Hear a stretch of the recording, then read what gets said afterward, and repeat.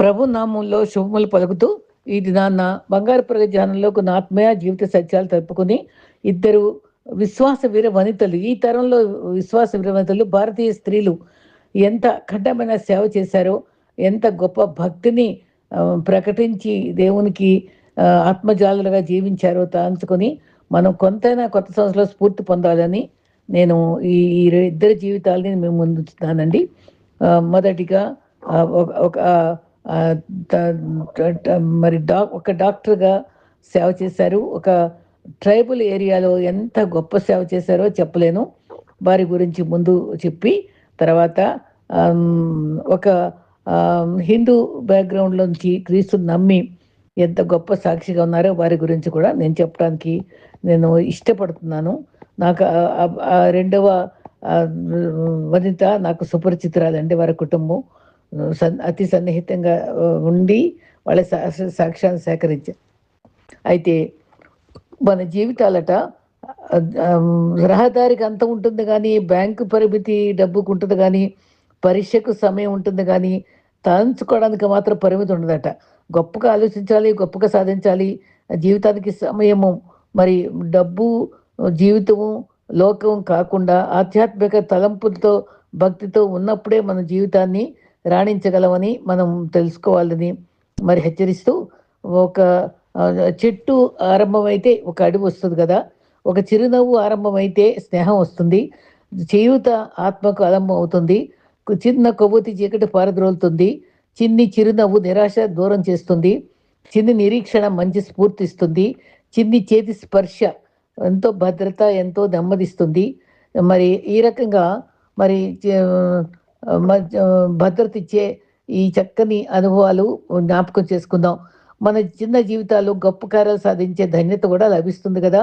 పరమాత్మని యందు సంపూర్ణ నిష్ట, ఆత్మలో దృఢత, ఆలోచనలో పరిపక్వత, మనసులో సంతుష్టత, వ్యవహారాల్లో సరళత, సంస్కారంలో శ్రేష్టత, దృష్టిలో పవిత్రత, మాటల్లో మధురత, కర్మలలో కుశలత, వ్యక్తిత్వంలో రమణీయత, నిద్రలో నిశ్చింతత. ఇదేనండి జీవితం. ఇవన్నీ మనం ఎంతో ప్రశాంతంగా అనుభవించటం నేర్చుకోవాలి. అయితే ప్రతిదినము ప్రతి స్పర్శ దేవుని మునిగిని చూస్తాం. ప్రతి సంతోషకరమైన ముఖంలో దేవుని ముఖాన్ని చూస్తాం. ప్రతిదినము ఆశీర్వాదకరమైందే. మరి ఎన్నో వేల చెట్లు ఎలా మొలిచాయో మనం ఆలోచిస్తే ఉడతలు కూడానట వాళ్ళు పండు తినేసి ఆ రాల్చిన విత్తనాలే మరి ఆ చెట్లు చిగురు మొలకెత్తి చిగురించడానికి అవకాశం ఇస్తుందట. అది ఎంత ఆశ్చర్యం కదా. అయితే ఈ మరి అలాగే మనం చిన్ని చిన్ని సహాయాలే మనం చేసి మర్చిపోతే అవే మనకి మరి ఆహారం నీళ్ళ మీద వేస్తే అది చాలా కాలం కనిపించినట్టుగా దేవుడు ప్రతిఫలం చూపిస్తాడు. మళ్ళీ మనం సంస్కరించుకోకపోతే అర్హత లేని వాళ్ళమే అయిపోతాం. మనం బాధ్యత అంతా నీ మీద వేసుకొని ఎవరిని నిందించకు. అప్పుడే నీలో ఉన్న సామర్థ్యాలను ఉపయోగించుకోగలిగిన శక్తి నీకు లభిస్తుంది. మరి మొత్తం బాధ్యత అంతా మనం ప్రయత్నించినప్పుడు దేవుడు మనకి చక్కని విజ్ఞానం ఇచ్చి, అవగాహన ఇచ్చి సమర్థులు చేస్తాడు. శీల సంపద పెంపొందించి, మనోబలాన్ని వృద్ధి చేసి, బుద్ధిని వికసింపచేసి, స్వశక్తి పైన నమ్మకాన్ని కలిగించేదే అసలైన విద్య అని వివేకానందుడు అన్నాడు. ఒక క్షణం సహనము కొండంత ప్రమాదాన్ని దూరం చేస్తే, ఒక క్షణం అసహనము మొత్తం జీవితాన్ని నాశనం చేస్తుంది. అసలు పని చేయకుండా బద్దకించేవాడి కంటే ఏదో పని చేసేవాడే ఉత్తముడు కదా. అదే రకంగా మనం అందుకనే వినయంతో లివ్ హంబ్లీ, వినయంతో జీవించాలి. టు లవ్ డీప్లీ, పిచ్చి పిచ్చిగా పైపైన ప్రేమించడం కాదు, లోతైన మనస్ఫూర్తిగా ప్రేమించాలి వ్యక్తుల్ని. ఫర్గివ్ ఫ్రీలీ, మనం అతి స్వల్పంగా మనం గుండెలో ఏమి పగుంచుకోకుండా క్షమించుకోవాలి. మనం ఇతరులతో మనం జీవితం చాలా చిన్నది, మనం విసుక్కోవడానికి అవకాశాలు లేవు. మరి ఆ రకంగా జీవించడానికి మనం ఎప్పుడు కూడా ఆశపడుతూనే ఉండాలి. అయితే ఇప్పుడు నేను బోండో అనే జాతి, ఆ ట్రైబల్ అంటే వాళ్ళు కోయి జాతి లాంటి వారు అన్నమాట. ఆ ట్రైబుల్ బోండో వారి మధ్య నిజంగానండి, ఆవిడకి 81 సంవత్సరాలు ఇప్పుడు వయసు. ఇది ఎంత గొప్ప సేవ చేశారండి. నేను అది చదివాక నేను చేసే పరిచర్య సముద్రంలో నీటి బొట్టులు అడదండి. వారు చేసిన సేవను దాచుకుంటే ఇంత గొప్ప సేవ చేయగలిగారు మన ప్రాంతంలో బ్రతికి. ఐరిస్ పాల్ గారట. ఆవిడ పూర్తి పేరు నా పేరు కూడా కలిసిందండి. ఐరిస్ గ్రేస్ రాజకుమారి పాల్ ఆవిడ పేరు. ఉన్నత కుటుంబంలో జన్మించారు. వాడి ఫోటో కూడా పెడతా అండి. ఆమె భారతీయ మిషనరీ, భారతీయ వైద్యురాలు, డాక్టర్ కోర్స్ చదివారండి. ఎన్ని కోర్సులు చదివారంటే అన్ని కోర్సులు చదువుకున్నారు. థియాలజీ కూడా పాస్టర్ కోర్స్ కూడా చదివారు. ఆమె సమాజాభివృద్ధికి ఎంత కార్యకర్తగా ఉన్నారు. థియోలాజియన్ అంటే వేదాంత పండితురాలు. మరి 1945లోనే భారతదేశంలోనే మరి తమిళనాడులో జన్మించారు. నాన్నగారు కూడా హైలీ ఎడ్యుకేటెడ్ చీఫ్ ఇంజినీర్‌గా పనిచేశారట. సంతోషకరమైన సంపన్న కుటుంబంలో బాల్యం గడిపారు. తండ్రి ఉద్యోగరీత్యా విభిన్న ప్రాంతాల్లో పర్యటించవలసి వచ్చేదట.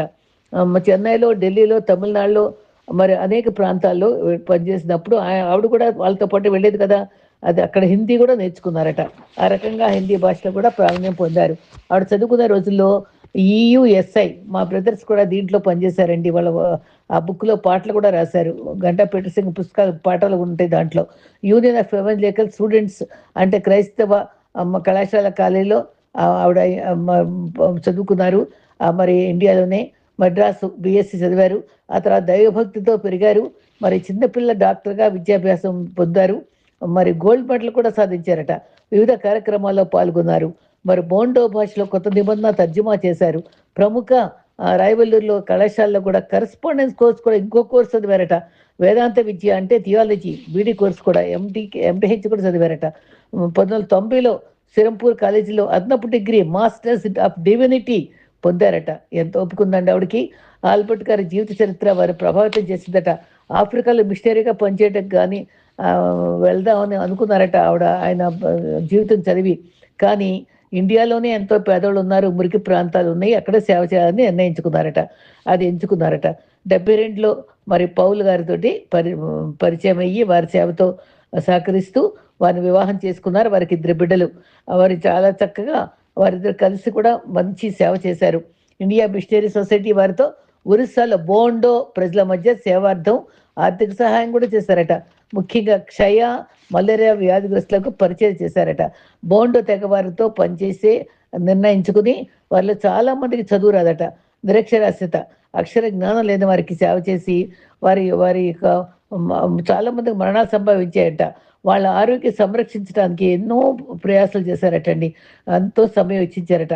అది వాళ్ళ మీద దృష్టి పెట్టి మద్దతు ఇచ్చి ఈయూ కొరకు 73లో కృషి చేసి 1986లో ఆ సంస్థ సభ్యులయ్యారట.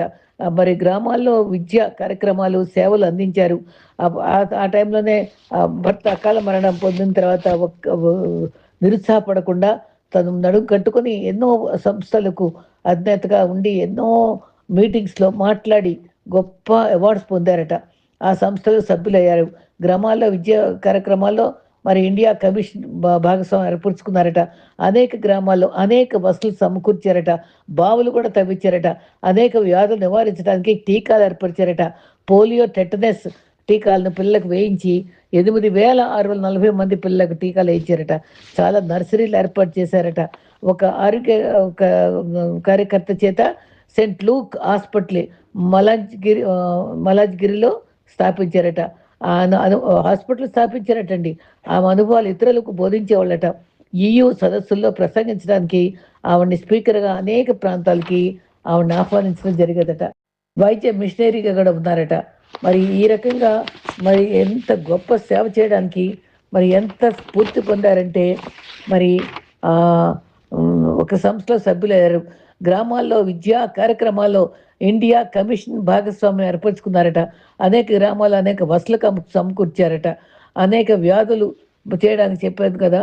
మరి లూక్ హాస్పిటల్ కూడా 92లో యువత కోసం చాలా సమావేశాలు ఏర్పాటు చేసి భారతీయ సెమినరీ పనులు ప్రోత్సహించారట. 1993లో క్రిస్టియన్ సంస్థ అయిన రీచింగ్ హ్యాండ్స్ అంటే అందుబాటులో ఉండే చేతులు అనే సంస్థను స్థాపించారటండి. ఆ సొసైటీ లక్ష్యంగా గ్రామాల్లో వైద్య సంరక్షణ, రోగ నివారణ, ఆరోగ్య, విద్య, అక్షరాస్యత ఈ కార్యక్రమాలు, నీటి వనరుల నిర్వహణ ధ్యేయంగా ఉంచుకుని ఖైదీల మరి బయటకు వచ్చాక వాళ్ళు ఎలా బతకాలో పునరావాసన వసతి కూడా అనుగ్రహించారట. ఆ రకంగా మరి అది ధ్యేయంగా పెట్టుకుని నిర్మాణ కార్యక్రమాలు అవన్నీ నిర్వహించారట. 926 గ్రామాల్ని సంప్రదించుకొని 120 గ్రామాల్లో అక్షరాస్యత పెంచారట. మరి సొంత బిడ్డలు రేమో, మనో అనే వారిద్దరు ఉన్నారట. వాళ్ళు కూడా మంచి విద్యావంతులయ్యి మరి ఒక సూపరింటెండెంట్‌గా ఉండి చేయూతనిస్తూ ఉన్నారట. బోండో పిల్లల్ని ఇద్దరిని కూడా పెంచుకున్నారటండి. ఒక బాబు పేరు డేవిడ్ లివింగ్స్టన్ మరియు ఇంకో పాప పేరు మేరీ స్మిత. వాళ్ళు కూడా సేవలు నలుగురు అన్నమాట తన సొంత బిడ్డల్లాగా ప్రేమించారు. తర్వాత వైద్య మిషనరీ కూడా ఉన్నారట. తర్వాత కొడుకు, కోడళ్ళు కూడా సేవల్లోనే ఉన్నారు. మరి రీచింగ్ హ్యాండ్స్ దగ్గర 1997లో ఆదినివాస్‌తో మరి సేవలో యోగ్ ఫెలోషిప్ అవార్డు పొందారట. చాలా గొప్ప అవార్డ్ అటండి. క్రైస్తవ అభివృద్ధి పనుల నిమిత్తం ఇంటర్నేషనల్ దటి రాబర్ట్ త్రూ అవార్డు కూడా ఏదో ఉందటండి. అది కూడా పొందారట. ఎందరో ఆదర్శం నిలిచారట. దేవుని కొరకు మరి ఎంతగానో పనిచేసి మరి ఎంత అవిరామంగా కృషి చేసిన గొప్ప మహిళండి. ఆ చిన్న వయసులోనే అపార సేవలు గుర్తింపు పొందిన భారతీయ వనిత, గొప్ప విశ్వాస వీర వనిత. నా వయసులోనే ఆవిడ ఇంత సాధించారు అంటే నేను ఇంకా ఏమి సాధించలేని పరిస్థితికి సిగ్గుపడుతూ నిజంగా ఆవిడని అభినందిస్తూ నాయన ఇప్పుడు సాక్ష్యాన్ని రాయడానికి నేను ఎంతగానో దేవుడు నాకు ఇచ్చిన గొప్ప భాగ్యంగా భావిస్తున్నానండి. మనం కూడా మన జీవితంలో ఒకే ఒక జీవితం ఆవిడకి కూడా ఎన్ని రకాలుగా సేవ చేశారండి ఆవిడ. నిజంగా వాళ్ళ కుటుంబం అంతా సేవకు అంకితం అయిపోయారు. అవార్డులన్నీ పొందుకున్నారు. మరి విభిన్న సంస్థలు సేవలు చేశారు, పరిశోధనలు చేశారు, మరి మతపరంగా చేశారు, మరి మామూలు పరంగా సామాజిక సేవ చేశారు. మరి ఎన్ని స్పీకర్‌గా ఉన్నారు. ఇంత గొప్ప సేవ చేసిన వనిత మనం కూడా కొంతైనా చేయడానికి ఈ కొత్త సంవత్సరంలో స్ఫూర్తి పొందాలని నేను కోరుకుంటూ, నన్ను కూడా దేవుడు వాడుకోమని నేను నిజంగా హంబుల్‌గా ప్రార్థన చేసుకున్నానండి ఈ జీవితాంతాంచుకొని. అటువంటి గొప్ప కృప పొందినటువంటి ఈవిడ ధన్యజీవండి. నిజంగా విశ్వాస వీర వనితే. తర్వాత రెండో భాగంగా నేను చక్కని సాక్ష్యాన్ని మీకు అందిస్తున్నాను. ప్రభు ధామంలో నేను ఎన్నికలైన నన్ను కూడా ప్రభు యొక్క పరిచర్యలో అనేక సాక్ష్యాలు సేకరించే మహాకృపను అనుగ్రహించినందుకు నేను వినయంతో ఆయన స్తుతిస్తూ అండి. మరి 2 పుస్తకాలు కూడా ఈ సంవత్సరం రాయడానికి ధన్యత ఇచ్చాడు. గతంలో రాసిన పుస్తకంలో ఉండేటువంటి ఒక చక్కని సాక్ష్యాన్ని మీకు అందించడానికి ఈరోజు ఇష్టపడ్డానని చెప్పాను కదా. నా ప్రియ రక్షకుడు ఎన్నికలే నన్ను ఎన్నుకున్నారు. మరి వీరవంతుల సాక్ష్యాలని ముద్రించడానికి కృపనిచ్చారు. మరి సుపరిచితులు ఆత్మీయ జీవితానికి స్ఫూర్తినిచ్చిన వనిత. మరి 1 కొరింథీ 12:8లో ఒకనికి ఆత్మ మూలంగా బుద్ధివాక్యమును మరి ఒకనికి ఆత్మ మూలముగా ఆత్మ అనుసరించి జ్ఞానవాక్యము, ఈ విధంగా కృపా వర సంపద మరి ఈ సాక్ష్యాలతో నేను చూశాను. మరి సృష్టిలో విభిన్న ఫలాలకు ప్రత్యేక ఆకృతి రుచులు ఉన్నట్లుగానే ప్రతి వ్యక్తిలో పండించిన ఆత్మీయ ఫలాల రుచిని మరి మరి ఈ సాక్ష్యాల ద్వారా వింటామండి. తేనెలూరే మధురమైన పుష్పాల సేకరణల మరి సేకరించినటువంటి మరి ఆ తేనే కదా ఈ మరి అటువంటి రుచిగా బైబిల్ వాక్యములో ప్రభావితం చేసినటువంటి సాక్ష్యాలే కదండి ఇవన్నీ కూడా. మరి నిజంగానే ఈ సేవకు మన్నెం తులసమ్మ గారు నాకు మా అమ్మకు కూడా మంచి స్నేహితులు. మా ఊరికి దగ్గరగానే మరి కాటూరు గ్రామంలో ఉండేవాళ్ళు.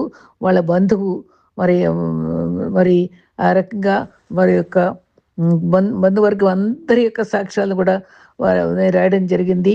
మరి దానిలో నుంచే సేకరిస్తున్నాను. మరి నిజామాబాద్లో ఉండేటువంటి భక్తుల యొక్క జీవిత చరిత్రలు కూడా నేను రాయడం జరిగింది. నేను రాసినటువంటి పుస్తకం నిజంగా బర్నబాస్ గారు కూడా ఎంతో అభినందిస్తూ వారి సాక్ష్యాలని మరి మేనగోడలు మరి అరుణ మరి భర్త వెనుగండ్ల ప్రసాద్ గారు వీళ్ళందరి సాక్ష్యాలు బంధువర్గం అందరికీ కూడా రాయడానికి ప్రభు నాకు కృపనిచ్చారు.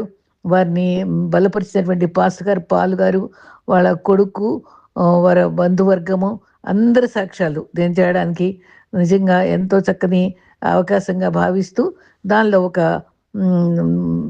ఆత్మీయ జీవితం చిగురించడానికి భక్తుల సహవాసం మనకు అత్యవసరం. విగ్రహ పూజలతో లీనమయ్యి నిజదేవుని కనుగోలు లేని ఎందరో లోకాశాలతో లీనమైపోయి నశించిపోతుంటే క్రీస్తు వెతికి రక్షించిన గొప్ప విశ్వాసుల జీవిత గాథలు మీకు పరిచయం చేయాలని ఆశపడుతున్నా అండి. ఒక పరిచయం దీనపాత్రగా ఉపయోగించుకున్న నా రక్షకుని హృదయపూర్వక థ్యాంక్స్ చెప్పుకుంటున్నాను.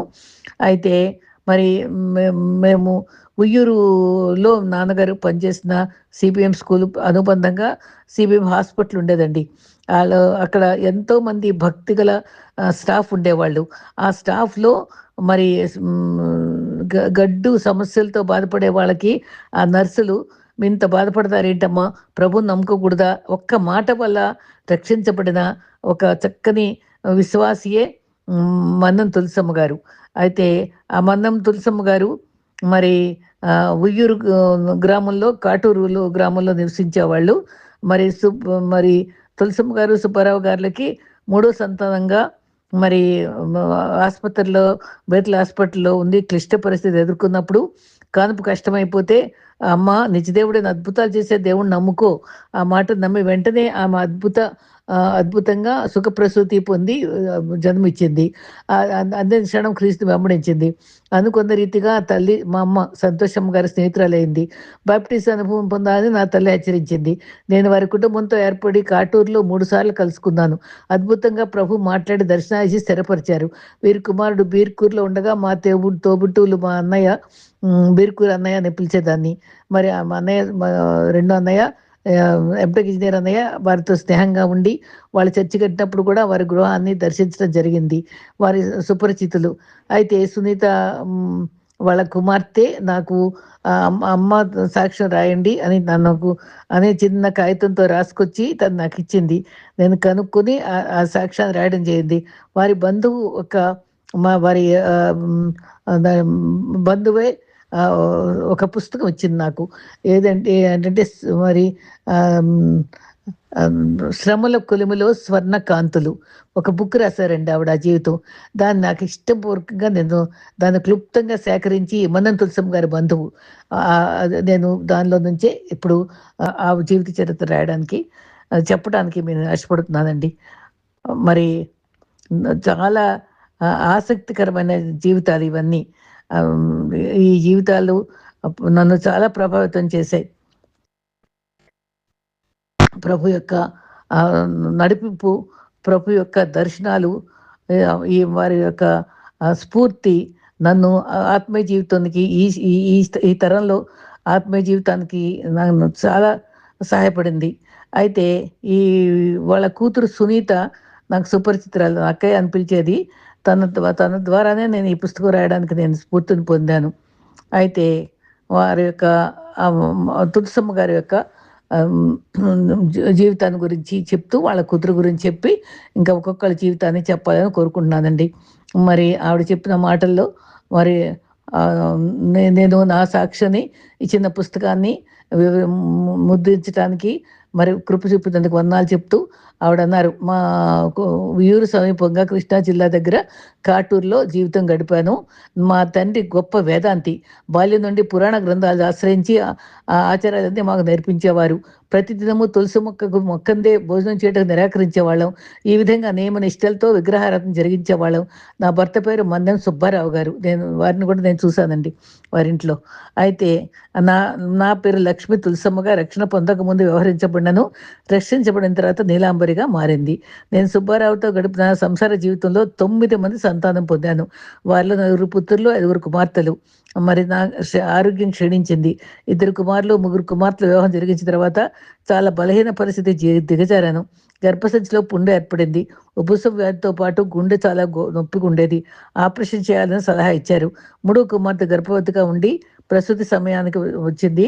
బిడ్డల బాధ్యత తల్లిగా నిర్వహించే బాధ్యత నాపై ఉన్నది కనుక సమీప క్రైస్తవులు నిర్వహించే సిబిఎం స్కూల్ మిషన్ హాస్పిటల్ మా బిడ్డను తీసుకెళ్ళాను. ఆ రోజుల్లో పూజలు తీవ్రంగా చేసేదాన్ని.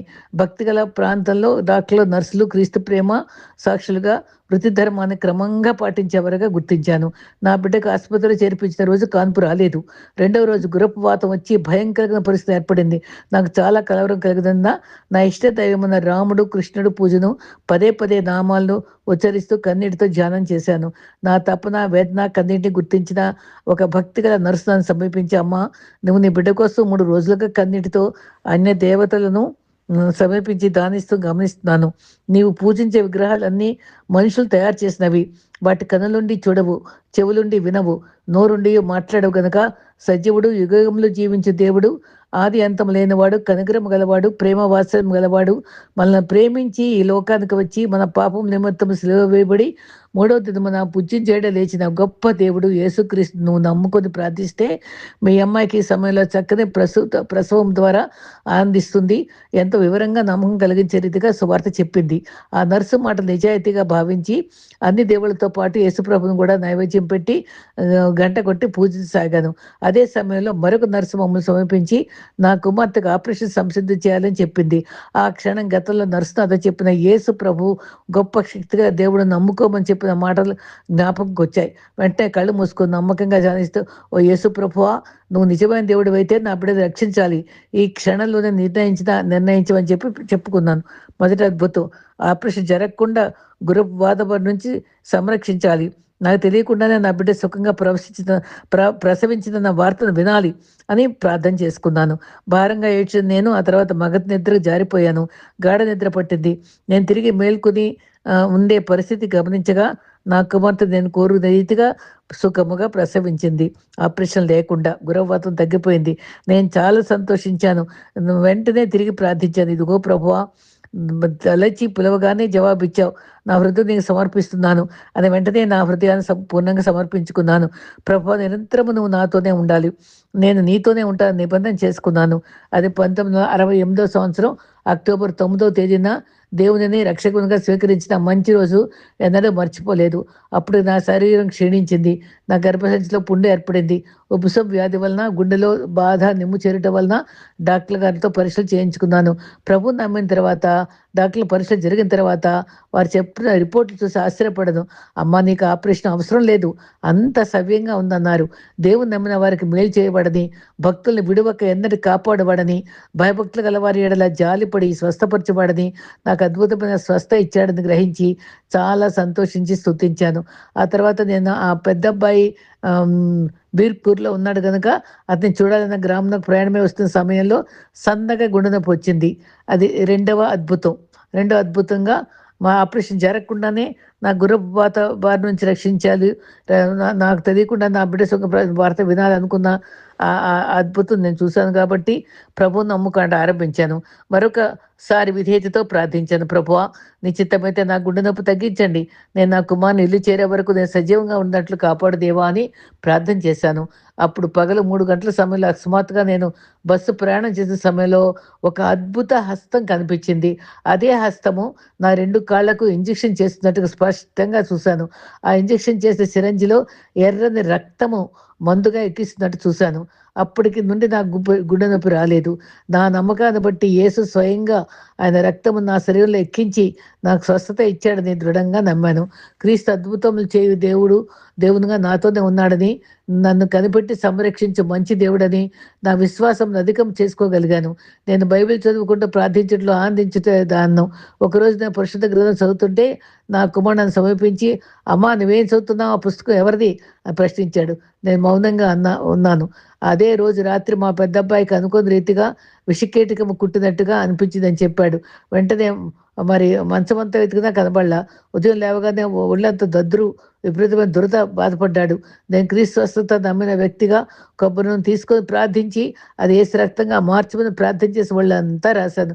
ప్రభువా, నా దీన ప్రార్థన ఆలకించి ఆయన ఉచిత కృపచేత స్వస్థపరిచారు. నా కుమారులో విశ్వాసం కలిగిందేమో తెలియదు కానీ ఏమి విమర్శించకుండా మౌనంగా ఉన్నాడు. నా కుమారుని కుటుంబం రక్షణకై ప్రార్థించసాగాను. ప్రభు వారిని అందరినీ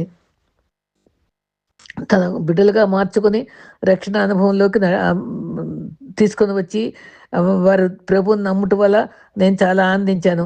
దేవునికి స్తోత్రం కలుగును కాక. దర్శనముల ద్వారా ప్రభు నన్ను దర్శించారు. ఒకరోజు రాత్రి నాకు ఒక స్వప్నంలో దర్శనం కనిపించింది. నేను ఒక నదిని దాటినట్టుగా చూశాను. మరి కొంచెం ముందుకు వెళుచుండగా నా ముందు వింతైన 3 విగ్రహములు, ఒకటి విఘ్నేశ్వరుడు, విష్ణుమూర్తి, ఈశ్వరుడు మాట్లాడసాగాయి. మీరు మాకు మొక్కాలి అని చెప్పాయి. నేను వెంటనే ధైర్యంగా, మీలో జీవం ఉంటే చూపించండి, ఇప్పుడు నేను మొక్కుతానని సవాల్ చేశాను. ఆ మాట వినగానే అదృశ్యం అయిపోయాయి. మీరు సైతాన్ని ఎదిరించండి, అవి పారిపోతాయి అన్న మాట దేవుడు ప్రభు నా పట్ల నెరవేర్చాడు. నేను మేల్కొన్న తర్వాత ఒకసారి ఆలోచించాను, నేను ఎన్నో సంవత్సరాలుగా అనేక విగ్రహాలకు పూజించాను కదా, ఎంతో సమీపంగా వచ్చినప్పుడు పొరపాటునైనా మొక్కలేదు కదా అని చాలా ఆశ్చర్యపడుతుంటే, ప్రభు సజీవుడు కనుక, మాట్లాడే దేవుడు కనుక ఆయన స్వరముతో 115 కీర్తన చదువు అని చెప్పారు. ఆ కీర్తనలో విగ్రహములే అవి శక్తి లేనివి, అవి మనుషుల చేతి పనులు, నోరుండి పలుకవు, కళ్ళుండి చూడవు, హృదయంలో గోచరం కావని ప్రభు స్పష్టంగా బయలుపరిచాడు. ఈ రీతిగా నా పట్ల అనేక అద్భుతాలు కార్యాలు చేశారు. నా కుమారుడు రక్షణలో రాకముందు నా రెండో కుమార్తె అన్నప్రాసన వేడుక చేయుటకు ఒక గుడికి తీసుకుని అనే రీతిగా చేయి కార్యక్రమం నన్ను పిలిచారు. నేను రాను, మీరు వెళ్ళండి అన్నాను. నా పెద్ద కుమారుడు నా మాటకు బాధపడి, అమ్మ నిన్ను పిలిచి నీకు దీవించుటకై నిన్ను ప్రేమతో ఈ వేడుక నీ చేతుల మీదగా చేస్తావని ఆశిస్తే నువ్వు నిరాకరిస్తే ఎట్లుంటుంది అని అదే బలవంతంగా నన్ను ఇద్దరు కుమారులు 2 రెక్కలు పట్టుకొని నడిపించడానికి ప్రయత్నించారు. ఆ కొండ కొంత భాగం ఎక్కేసరికి నాకు ఊపిరితిత్తులో నిమ్మున్నదని ఆయాసపడగసాగాను. ఎంత ప్రయత్నించినా సాగలేనందున అక్కడ నిలిచిపోయాను. పిల్లలంతా పైకెళ్ళి కార్యక్రమం ముగించారు. ఒంటరిగా ఉన్న సమయంలో ప్రభు మరలా నాకు 115 కీర్తన జ్ఞాపకం చేసి విగ్రహంలో శక్తి లేదని గ్రహింపించారు. ప్రభు విగ్రహం నుంచి నన్ను ఆశ్చర్యరీతిగా అనారోగ్యం ద్వారా నన్ను తప్పించి స్వస్థపరిచారు. తిరిగి ఆరోగ్యము పొందుకుని కాటు తిరిగి వచ్చేసాను. తర్వాతగా ప్రమాదమైన పాము కాటు నుంచి అద్భుత స్వస్థత. ఒకరోజు మా ఇంటి వసరా నుండి మంచంలోనికి తెచ్చుండగా ఒక తాసుపాము నా కాలికి చుట్టుకుంది. అది నేను ఏదో తాడనుకున్నాను. అది చేత్తో తీసే ప్రయత్నిస్తే చరచరా పాకుతూ గరిసె కిందకి వెళ్ళింది. నా భర్త వెంటనే పిలిచాను. గరిసెలో దాగిన పామును కనుగొని దాన్ని చంపేశారు. అది చాలా పెద్ద తాసు. ఆ పామును చూసి ఆశ్చర్యపడ్డాం. చుట్టుపక్కల వారంతా దాన్ని చూశారు. ఆ తాజుపాము కరిస్తే బతుకుడు కష్టమని అందరూ దమ్మి ఆశ్చర్యపడ్డారు, విమర్శించారు.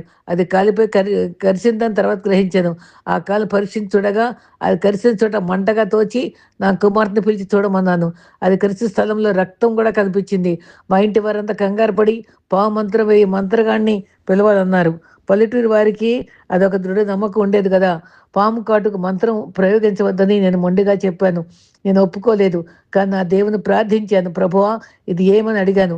నేను ప్రభువుని నమ్మిన నాటి నుంచి ఎన్నో విషయాలు నా హృదయానికి అర్థమగినట్లు బోధించసాగారు. జరగబో విషయాలు కూడా స్పష్టంగా తెలియజేసేవాళ్ళు. యథార్థ హృదయం గల వారిని బలపరిచేవాడు. హృదయ శుద్ధి గల వారు ధన్యుల వారు దేవుని చూస్తారన్నారు కదా. యథార్థ బలపరచు కదా అన్నీ చెప్పగలిగినప్పుడు ఈ విషయాన్ని ఎందుకు తెలిపితే ఆలోచించగా నేను మరణించిన దేవుని అభిష్టమని భ్రమపడ్డాను. తర్వాత తిరిగి పొరుగు వారు వెళ్ళినప్పుడు మాతృకుడు మంత్రం వద్దనంతా వెళ్ళిపోవటం వల్ల నేను క్రీస్తు స్వస్థతపై ఆధారపడి ప్రార్థించుకున్నాను. నా భర్త భయపడిపోయాడు. ఏ మందు తీసుకోలేదు కదా, ఎలా బతుకుతా ఉన్నారు. అందరు నిద్రించి వెళ్ళి నేను బల్లగా బైబిల్ తీసి చదువుటకు ఆరంభించాను. నేను తెరిచి చూసిన పత్రిక కీర్తనలో 91, 12, 13 నీవు సింహములను నాగుపాములను తొక్కెదవు, కొదమ సింహంలో భుజంగంలో అణగదొక్కెదవు. 10వ నీకు అపాయం ఏమీ రాదు, ఏ తెగులు నీ గుడారం సమీపించదు. అంతేకాదు నీ మార్గం అన్నిట్లో నేను కాపాడటకు తన దూతలను ఆజ్ఞాపించి నన్ను రక్షించారు. కీర్తన 91, 14, 16 దేవుడు నన్ను ప్రేమించాడు గనుక నా మొరపెట్టాను, నాకు ఉత్తరం ఇచ్చి రక్షించాడు. దీర్ఘాయువుతో తృప్తిపరచడానికి రక్షించడానికి సంసిద్ధంగా ఉన్నాడని నమ్మి స్తుతించాను. ఆ రాత్రి అద్భుతమైన దర్శన భాగ్యం లభించింది. పరలోక దర్శనాలు అన్నీ చూపించారు. ఎంతో ఆనందించాను. తెల్లవారిన సమయంలో నాకేమీ ప్రమాదం సంభవించలేదని నా భర్త గుర్తించి నీలో ఏదో శక్తి ఉంది, అదేమిటో నాకు చెప్పు అన్నారు.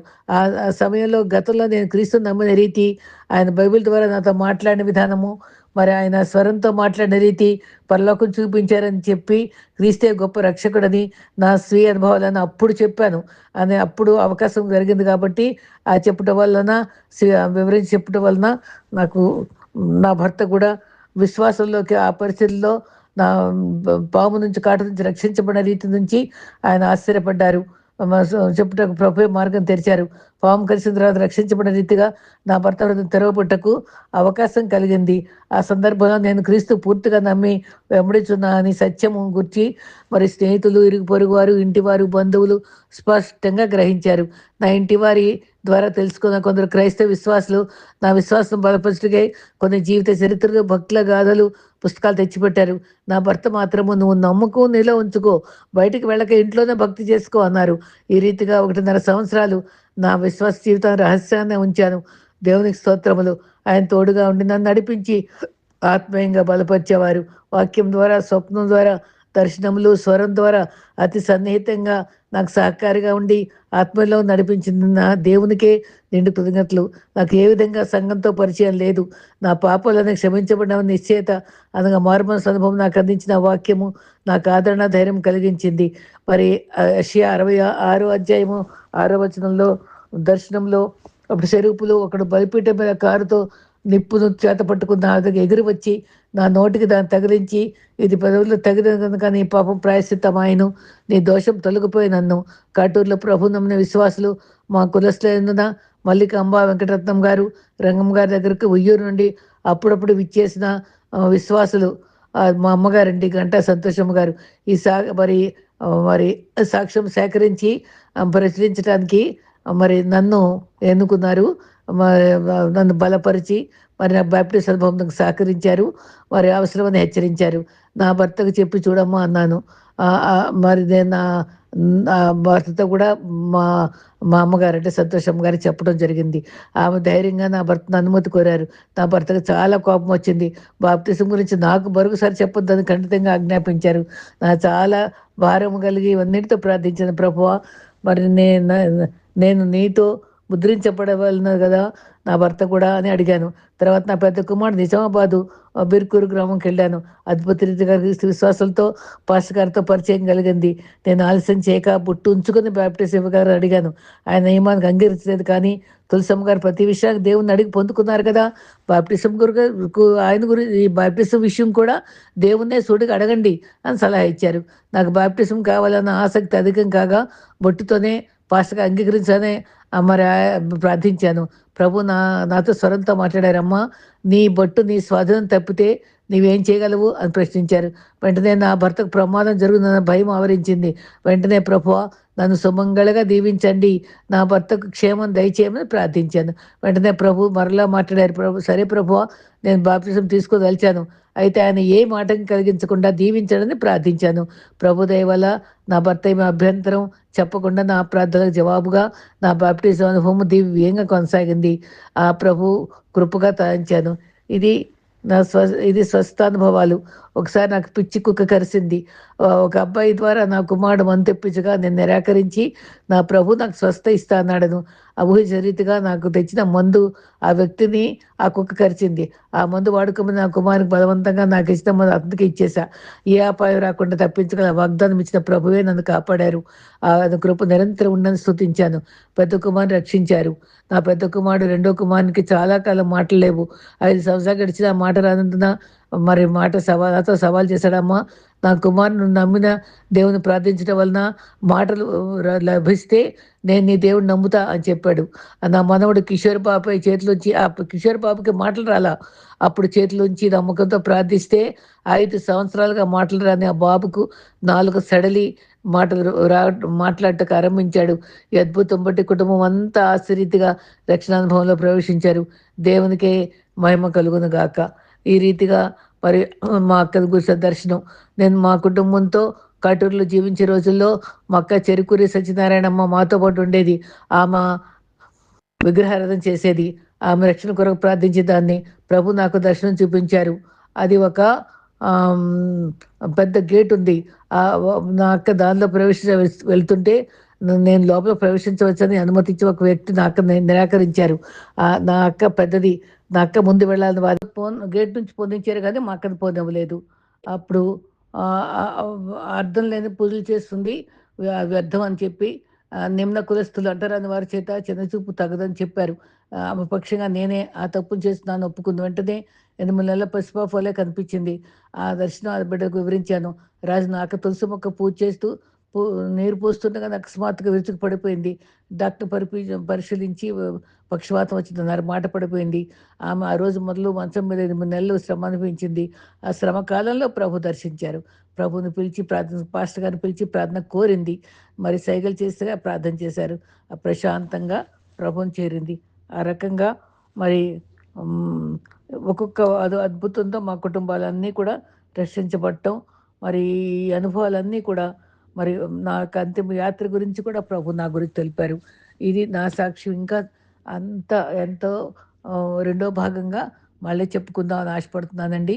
మరి ఈ రకంగా ప్రభు అద్భుతమైన సాక్ష్యాలను సేకరించడానికి, మరి సుపరిచితంగా వాళ్ళతో సన్నిహితంగా ఉండటానికి నాకు, నా కుటుంబానికి, మా అమ్మగారికి ఇచ్చిన భాగ్యాన్ని బట్టి ప్రభువుని ఎంతగానో స్తుతిస్తూ నేను ముగిస్తున్నానండి. ఆమేన్.